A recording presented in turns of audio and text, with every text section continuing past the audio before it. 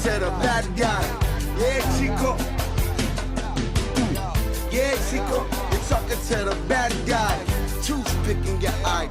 I'm that guy. Hey, y'all. Look, something happened to these, something happened to you, okay? How y'all doing, everybody? It's Coach Boz here. I got a very special guest here, man. Mr. Bryant, Lavender, man, an author, a former professional player, former college athlete. How you doing today, man? Man, I'm doing fantastic, man. Appreciate you having me on. Man, no problem, man. I appreciate you coming on. Really gonna just give you your roses while you're here, man. I love your journey. One of my favorite books that you wrote was Driven, man. So that was a dope book. But man, I don't want to hold you too long, man. Let's just go ahead and get into this journey, man. And let's talk about your time, man, as a student athlete. Let's talk about when you was at Gulfport High School, man. Talk about how your experience was as far as a student athlete. Man, it was really chill. You know, it was Gulfport. Gulfport was a good school. Historically, great athletics. And so following behind you, man, because I used to watch you when I was coming up. So watching behind, I just wanted to be in the line of those great people that I saw, in the receiver lineage that I thought that we had. So man, just enjoying that and learning. We had a couple of coaching changes, and but I was fortunate enough to have the Howard McNeil coach me up at receiver, and man, that was a game changer for me. Right. That was a game changer because he just taught you things that that I don't see, or I didn't, people didn't have to tell me when I got to college. I already knew, he gave me some nuggets. Yeah, he gave me pregame, not game. He gave me pregame before I even got to, where I wanted to go. So, I mean, I just enjoyed it. I had just some great coaches, Coach Floyd, Coach Woodbury, man, even Coach Lawrence, JW, he coached me in middle school, but he had transferred up to the high school and, started teaching health and stuff like that. So it was just, the atmosphere was just amazing. I don't know, I wouldn't change it. Most definitely, man. Had some great experiences there at Gulfport High, man. Coach McNeil, I had got the opportunity to play for him as well. He used to be on to me about my feet, my footwork, and I was struggling throwing a bubble route. This was a bubble route when I played quarterback. And he said, "Shabazz, do this. Get your feet and point towards your target and follow through." And I never got it wrong. And when he did it clicked in, and I just kept doing it. So shout out to Coach McNeil, man. I hope you're doing well. For me, he taught me how to run the slant, man. He was like 3 steps, and when you cut in, you don't slow down, but you throttle. And I was like, what is that? Yeah, that's his word too. Throttle, and so he said, then if your quarterback don't get you in that first hole, you sprint past the linebacker and get to the second hole. So like once he taught me that, talk about them windows and them holes in the defense. He definitely knew his stuff. Yeah. So well, you talk about that, all the coaches that kind of impacted you. Was there any teachers that you just felt like impacted you? And I got one in mind, but I want to know what teacher was it that kind of grabbed you? Hey, you're my son. You're my spiritual son. If you get one, it was definitely Miss McGee. I remember I had her math class, and it was weird because everybody didn't want to be in her class. Like they say that she was hard or whatever. Miss McGee, man, she was just not, how she was. She just no foolishness. You gonna come do work and then you can play. That's how she was. I used to walk past her class, speak, "How you doing, Miss McGee?" But like somebody playing around in her class, it's over with. I remember that blue ruler she used to have. You remember that blue? So man, I remember I got in her class in that moment in my life, where I was as a teenager.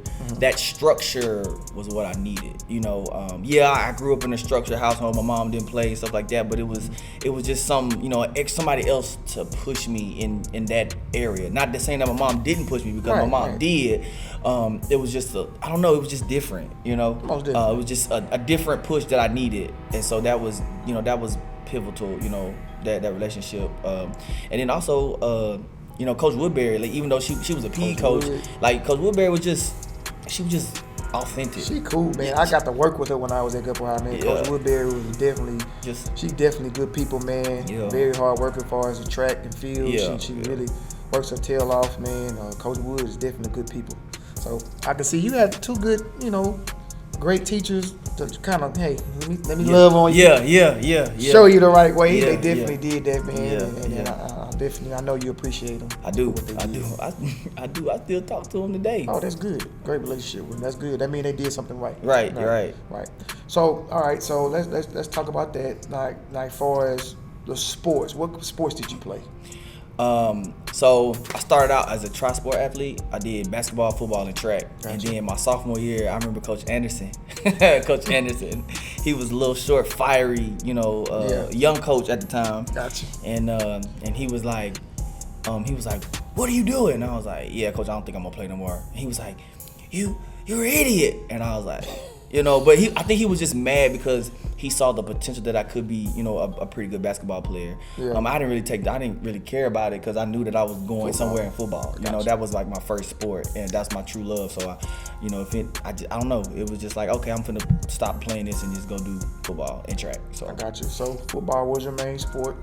And then track. Track was definitely a burner. But football is where you ultimately end up, being blessed with out of all three of the sports. Yeah. So give everybody something about like a recruiting story or recruiting trail. Like what was the recruitment like for you in high school? Man, to be honest with you, it was slow. It wasn't, I didn't have a lot of people knocking down my door trying to recruit me. Mm-hmm. I think when I started to get some buzz was actually when I went to a Scout Under Armour combine in New Orleans, and I scored or I got rated like the best receiver there. So kind of, I started to get a little bit of buzz, but then I remember coming back from that and going in the spring. So that was going into my junior year. Marcus Wood was our coach, and he had just left to go to East Mississippi.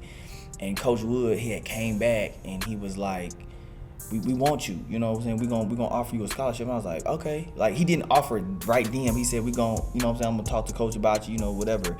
And so I was like, all right, cool, but at the time I was just kind of like, man, I'm not going to JUCO. Some people be like, why you don't want to go JUCO? It could reopen. That wasn't my dream. My dream was to go D1 straight to a university. And so, man, it was really slow. And so, like, I just kept playing, so I didn't really hear nothing else from Coach Wood, so I didn't expect him to come back. But after I guess, a lot of people say my breakout season, which, was my junior year, I had 49 catches, 692 yards, 7 touchdowns. I don't know why I remember that stat like that, but it's whatever. I remember stats too. Yeah. I had that, and then he came back and he was like, we offering you, he had offered me, like he had gave me an offer. He had called me out of class or whatever, and I was like, all right, coach. And he said, you don't got to accept it right now. It's a little early. So, but my whole mind was like, I'm not going. You know what I'm saying? Right. I didn't tell him that. Right, but you just appreciate the offer. Yeah, like, I thank you. And then like a little bit later, I went to, and then Coach Campbell at Perk, he had came and talked to me, and he had offered me. And at this point, I was like, well, he came to talk to me. He didn't offer me at that time. And I was like, okay, whatever. But then I actually went to a camp at South Alabama. Okay. And then when I went to that camp, that was when, Coach Campbell came and he offered me, a scholarship to go to play at Perk. And, I knew it back, at that time, Perk was, they national championship, boom, back to back. But I was looking at everybody that went there, and I said, Coach, what y'all got what do y'all have that I could bring to the table? Because y'all had some dogs. Exactly, pure dogs. You know what I mean? I'm thinking to myself, do I really want to put myself back in that position to where I had to fight, super hard? Not saying that I was shying away from competition, but I'm thinking about the people that was there, and I watched them play. And I played against some of those guys. I'm like, them guys was dogs, and they were freshmen. You know what I'm saying? And then seniors, and so it's like, man, I really don't want to sit out a year, but at the same time, I didn't think that that was actually going to give me a true opportunity to play because, politics, it plays a factor in that. So that you mentioned you went to the South Alabama camp. What actually happened there? That's where I got my first Division I offer. Gotcha. It's kind of funny how the story happened, but I actually got a call from a referee who watched me since like Little League, right? And he was like, Bryant, you need to go down to South Alabama. They're starting a football team. You need to go up there and go see if you can play, because you can play at the next level. I seen a lot of guys play and you can play. I was like, all right, cool. He said, I'm for real now, dude. He said, I'll take you myself, but my son has a Little League baseball game, World Series that we taking him to. So see if Coach McNeil can take you, you know. And at the time, like, Coach McNeil actually took me to the Scout Under Armour Combine as well, but because my mom needed new tires on the van, so she couldn't, you know, take me. And I was like, man, adulthood, yeah, you know. And so this time I didn't even ask my mama. Like, I ain't even tell her what happened. I just called Coach McNeil. Hey, Coach McNeil, can you take me to this? Can you take me over there? And he was like, well, yo, he said, ask your mom. See, I said, Coach, she can't do it. She needs new tires on the car, and I feel more comfortable if you go, you know, with me. Right. And he was like, well, all right, let me see if I call you back, you know. And so he called me back, and I was actually supposed to go get a haircut the next day. I had $10, but I was like, I looked up the camp, and it was $10 to get in. So I was like, I'm gonna look rough. Yeah, I'm gonna look rough, because you know this. I know I know, you know how I'm a big person on sowing seeds. I know if I sow this seed, I'm sowing into my future. And I tell a lot of people this, like, you know, that $10 was like the biggest seed that I've sown, you know, one of the biggest seeds I've sown in my life.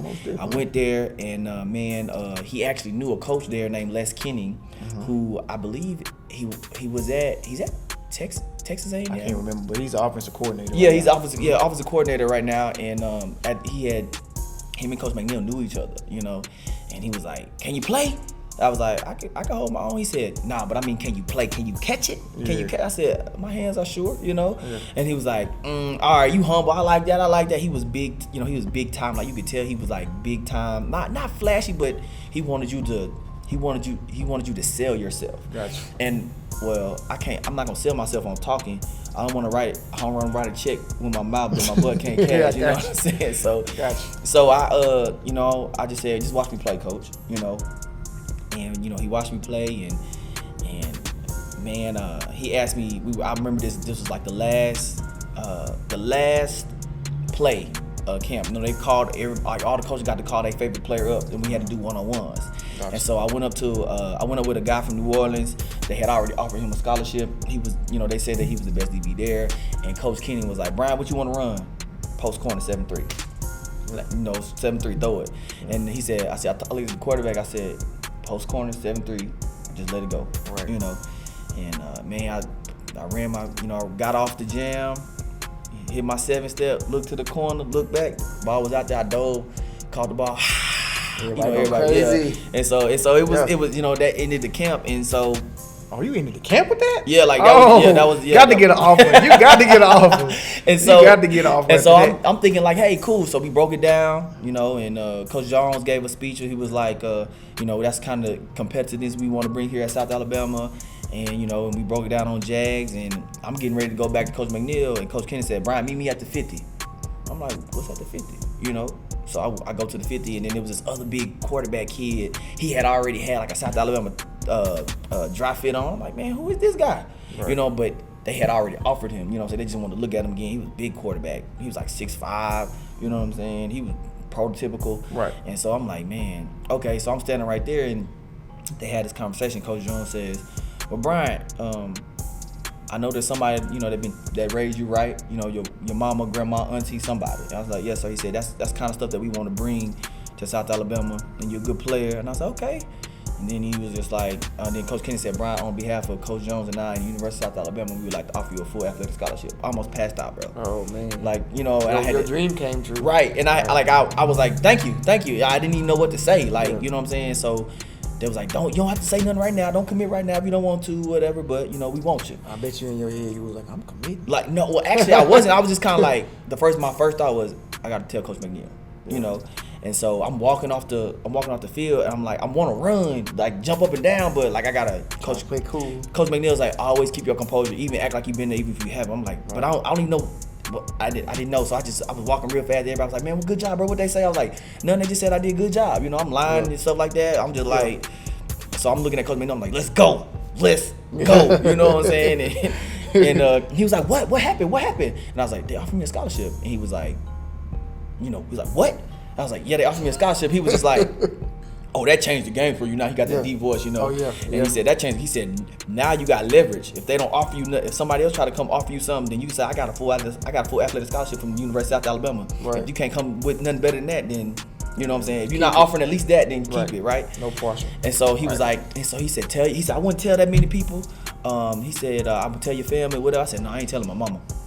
You know, she gonna tell everybody. She gonna tell everybody. You know what I'm saying? Like, and it wasn't because of, you know, she was trying to. She was excited. She was just excited. And so I just really wanted to keep on the rest because Coach McNeil told me that they could take your, they can give you, they could take it away. Like I'm thinking, like, what you mean? They could take it away? Yeah. But as I remember, because I used to play NCAA, which I'm happy that they're bringing it back. Yeah. But you know, you could take it away from somebody and give it to somebody else on the game. So if it's on the game, of course, it's some, you know, reality to that. And so that's how I got my scholarship offer from South Alabama. And I came back, and I only told Coach McNeil knew, and I only told my cousin Fred, and I told my cousin Fred, my homie Brazel, and AP. You know, them the only people that I told. And like I was like, y'all don't tell nobody, man. Like, don't nobody know, you know. Yeah. So everybody was like, man, you ain't, you know, this and that. I'm like, bro, and they would be like, bro, you don't know that man got a whole scholarship, you know. And but didn't nobody know, so I just kept it on the wraps, man. Man, that's what's up, man. So B-Lab, man. So you commit to USA, South Alabama, man. Go Jags. Go Jags. Have a illustrious career there, man. I remember, quick story before we get into it. I remember being in Mobile and seeing you on the side of the bus, and you like this. I said, man, B-Lab is on the side of a. I don't know, stuff like that. People seeing them on Billboard. Me and Varia was talking about how, you know, we love to see people win. We love to see how people just be successful. And we was talking about a young lady that was on a billboard, and that was just like mind blowing. And I was like, man, on a billboard. It's a big deal. So it was the same thing. That's the same feeling I had. I was like, B-Lab. Man, he's on the side of a bus, man. They really pushing it. I mean, you like the face of a program. So you definitely was there when you was at South. But what I want to get to, man, I watched plenty of games. Called a couple of them on YouTube. I know I sent them a couple times to you before, previous years. But what was your biggest game that you remember? Like biggest game and the best game. My biggest game was probably when we went to go play Mississippi State, because Les Kenning, the guy that recruited me, was at Mississippi State. Oh wow! Yeah. And I asked him. This is a sidebar. Like I asked him to take me with him because I wanted to go to Mississippi State initially, but you know, you got to go where the money at. You know, and so he was in the press box. He was the OC at that, and I said, man, I'm about to ball. And then I was at home, because I came back to Mississippi, and all of my friends from high school, you know, most of them went to Southern Miss, Ole Miss, Jackson State, Tougaloo, or Mississippi State. So I had they all came down to see me, and so man, then I was going up against an All-American, Jonathan Banks. You know what I'm saying? He won the Thorpe Award. Yeah, he did, and he actually ended up getting drafted in the first round. He did. And I was going up against him. He was like 6'3", and I caught six balls for 80 yards on the side. You know, he got drafted by Tampa Bay. Yeah, so did. So that I can respect that, man. Yeah, you know, so, everybody can't say they did that against Jonathan Banks. Man, Jonathan Banks was he dog. Was good though. Man. He was fire. He was really good. He was good. And you know, like I said, I just, you know, I was a football player. So at the end of the day, he had to see me. Right. You bleed just like you bleed. Exactly. And so I just, you know what I'm saying, don't get me wrong though. He was great. That's why he got drafted. You know. And man, that's probably like my best game, you know, and actually my favorite game, you know, because I got to play in front of people that watch me in high school. ESPN too. Yeah, on TV. Yeah, I was on TV. Yeah. Don't forget that part out. So, all right, like I think my favorite game that I personally watched was when y'all played Tennessee. Biggest stadium probably you ever played in. Just it was just good to see somebody you know just play and got to experience that opportunity in the SEC crowd. So that was dope. That was real dope for you. But I do remember a particular catch that you made. It was a nice catch against Tennessee. Yeah. But what's your personal best catch you ever made in your collegiate career? We played at Kent State in Ohio, and I ran a sluggo. You know, first time that but this is what made it so like the best catch. So we had slants on, and my quarterback, shout out to CJ Bennett, because he looked over me and he did like this, and I'm like, What? But see, the coach at the time, yeah, he wasn't supposed to call that. All right. So he did it, and I was like, boy, this man tripping. But my receiver coach at the time, Coach Antoine, shout out to Coach Antoine, said whatever if the quarterback check, you run what the quarterback check. So they can be on the same page. Yeah. Right. And so I ran the sluggo and I caught it, and I ran it. And I was like, that was, and you know what I'm saying, what's crazy is like I had my belt was actually long, so the safety had pulled my belt, and I flipped over. You know, I had 61 yards, and I flipped over it, and they threw a fumble out, but I was like, oh snap, no, but I went, you know, that was my favorite catch, a sluggo. Like I got to catch a sluggo on Kent State, and I actually ended up seeing that same DB. 2 years later when we played him again. He was like, what's up, 8? He said, what's up, 8? I looked at him, he said, oh yeah, ain't no sluggo. You know what I'm saying? And so, but we had both changed our numbers. He changed his number to 1, and I changed mine. I got the senior award, and so that's why I was number 5. Yeah. But he remembered, and he was like, nah, bro, you ain't finna give me this year. Yeah, you know, and I was like, but that was probably like my favorite catch because it was like, that was like my first time that I was able to do a double move and just be that open because I took full advantage of it. Yeah. Make sure I got to execute this. Got to because you don't know you get another one. Look, because after we got after like the coach was like, they told me after the game, they was like, Coach Gregory, which is our OC, was like, no, yes, no. You know what I'm saying? It was like one of those. Emotions up and down. That's how sports is though. You're like, what are they doing? Okay, go, Bryant, go. Yeah, that's exactly what happened. That's pretty much what it probably was done, man. But so you know, let's don't leave out the most important part. Yeah. All right. So you're a student athlete. Mm-hmm.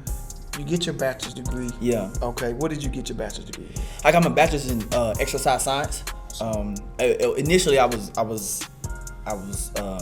declared as physical therapy. But the reason why I changed my major was because at the time, because we were the first football team there, man, my academic advisor was like, you know, you're gonna have to miss some football games. I said, what?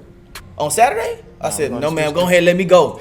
Go ahead, let me go because football paid for school and like I can't miss what they pay for. Nope, I got to go. And so she was like, what? Are you serious? This is your future? I was like, yeah, this is my future too. Because if I stay in here, I don't think it's gonna work. Right. You know what I'm saying? They might take my scholarship. They can take my scholarship.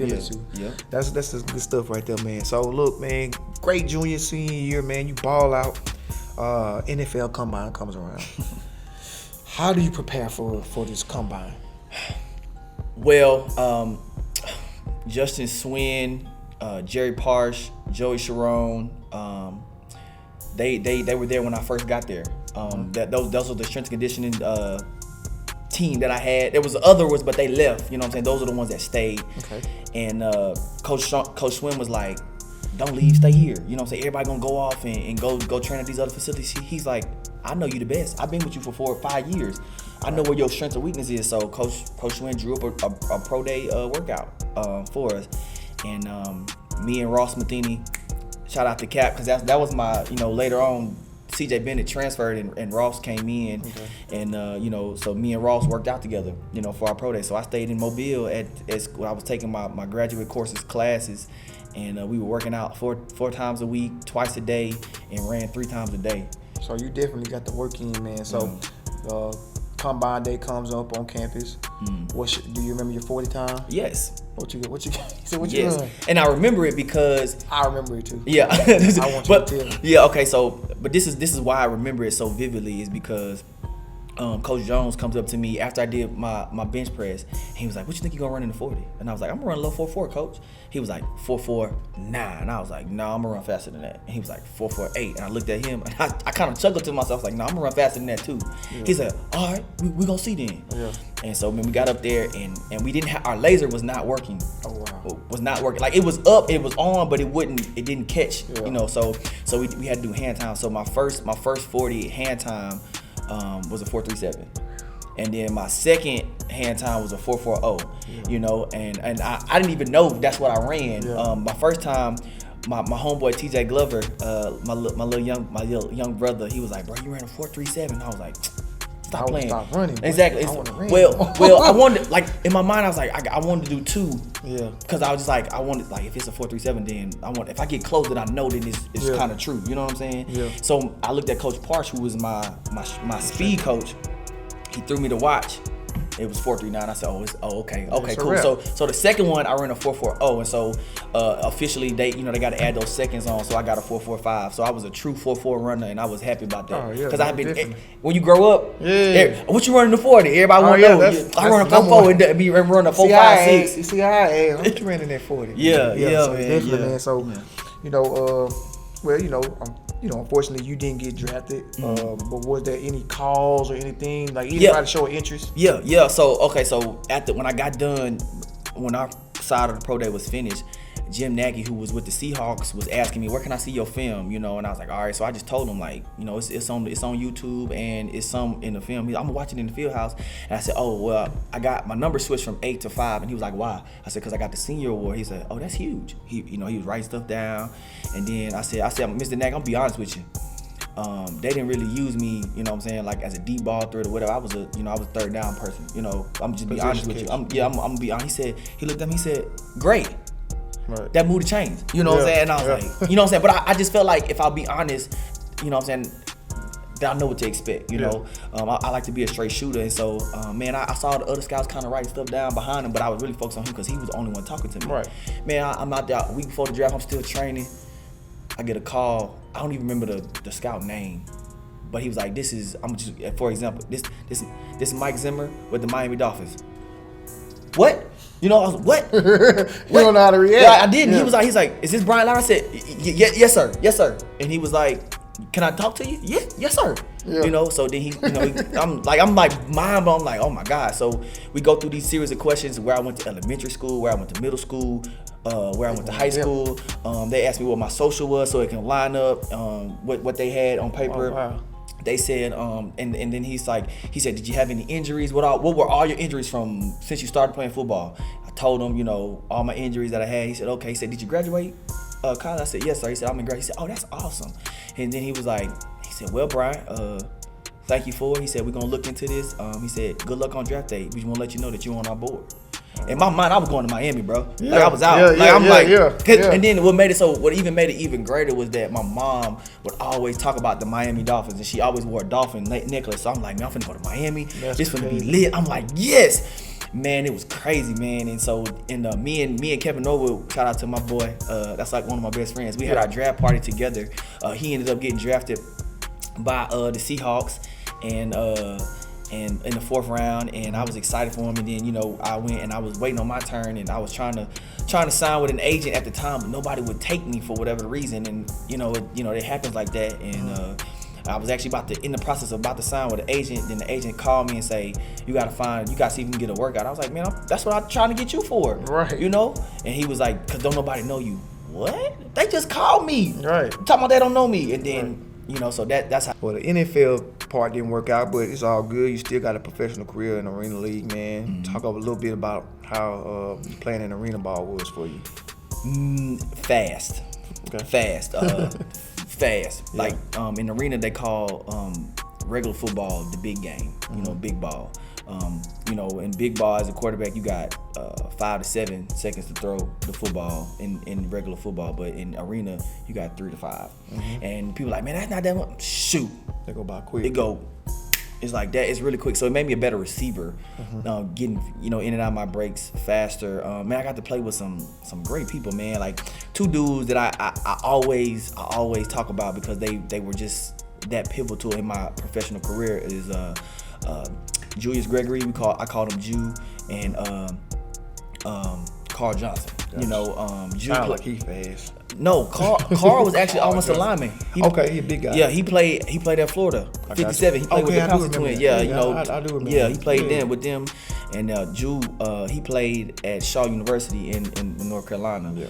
And so like they, me and Jew played receiver, and man, we was just.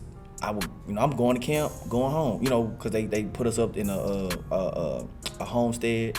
So I go to my room, like, and you was like, bro, why you always go to your room? I'm like, I'm trying to make the team. I ain't trying to make friends. Right. You know what I'm saying? Like, it's business trip. Exactly. And so he was like, man, come hang out with me, And I was like,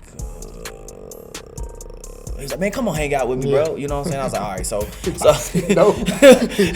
I went to hang out with him, man, and man, it was like, he said, bro, come on, bro, like you good, you know what I'm saying? We know you don't do everything we do, but man, you a good dude. I can tell that. Right. He said, every day from now on, you hanging out with me. You know what I'm saying? I was like, okay, you know what I'm saying? Like it was kind of like okay, and so man, we just formed a relationship, man, and then him and Carl used to hang out a little bit, and then it just like every day it was all three of us after practice, we were just hanging out, man, and like they was just like, man, they was like, man, you tell me about South Alabama. I was like, why?